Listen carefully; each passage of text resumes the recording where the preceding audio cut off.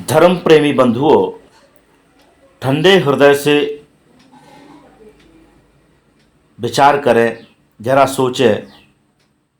जिसने चंद्रमा, सूर्य, ग्रह, नक्षत्र, तारागणों की रचना की, पृथ्वी के साथ साथ 7 द्वीप, 7 समुद्र की रचना की, विशाल ब्रह्मांड का निर्माण कर उसमें देश विदेश, नदी, पर्वतों आदि की रचना की, आपके शरीर का निर्माण कर उसमें 10 इंद्रियां और मन, बुद्धि, प्राण द्वारा आपको जीवन दान दिया, अनेक शास्त्रों का ज्ञान कराकर आपको वक्तृत्व शक्ति प्रदान की, समाज में आपको विलक्षण प्रतिभा दी, जिससे आप उच्च पदों पर आसीन हुए, शासन की बागडोर आपके हाथ में दी, शासन कार्य में आप नियुक्त हुए, शासन करने लगे, संसार में आपकी प्रतिष्ठा बढ़ाकर आपको चरम सीमा पर पहुंचा दिया,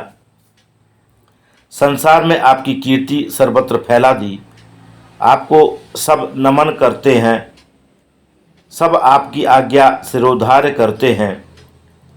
स्वयं आपकी दशा ऐसी है, आप ना खा सकते हैं, ना पी सकते हैं, ना चल सकते हैं, ना सो सकते हैं, न जाग सकते हैं। आप स्वयं कुछ भी नहीं कर सकते। आपको शक्ति प्रदान कौन करता है? मैं आपसे प्रश्न करता हूं, यह सब किसने किया? स्वयं हो गया या किसी ने किया? यदि किसी न किसी को, तो इसके पीछे करने वाला मानना पड़ेगा। यदि आप प्रकृति को मानेंगे तो प्रकृति जड़ है, वह कुछ कर नहीं सकती। इसका संचालक, अध्यक्ष, अगत्या किसी को मानना होगा। वह है हमारा ईश्वर, वही ब्रह्म है, वही परब्रह्म है, वही धर्म नाम से कहा जाता है। सहस्त्र नाम में कहा गया है, धर्म विदुत्तमः, धर्मवेत्ताओं में उत्तम वस्तु जो धर्म है वह मैं हूँ। आप उसके ईश्वर के अंश हैं, वह अंशी है। संसार में जो भी आप देख सुन रहे हैं, उसी की सब विभूतियाँ फैली हुई हैं। प्रकृति आपकी इच्छा शक्ति है, उसी को माया कहते हैं। आपने किसी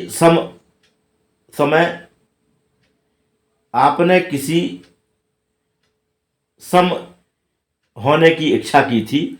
आपकी इच्छा शक्ति ने आपको बहुत होकर दिखा दिया। क्या आप बहुत है? नहीं। आकाश में स्थित सूर्य एक ही है। यदि वह जल से भरे 100 घड़ों में प्रतिबिंबित हो जाए तो क्या वह 100 हो सकता है? कभी नहीं। उसी प्रकार एक ही ब्रह्म सर्वव्याप्त हो रहा है। उसी की विभूतियाँ सारे संसार में व्याप्त हो रही हैं।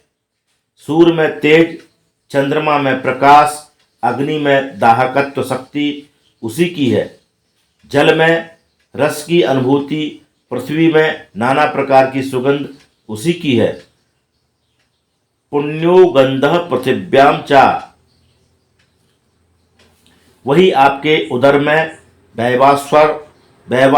वैश्वानर रूप से प्रविष्ट हो पाचन क्रिया द्वारा आपका खाया हुआ अन्न पचाता है, आपको जीवित रखता है, शक्ति देता है।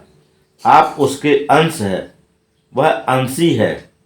सूर्य की किरण जैसे सूर्य से पृथक नहीं, उसी प्रकार आप उससे पृथक नहीं हो सकते।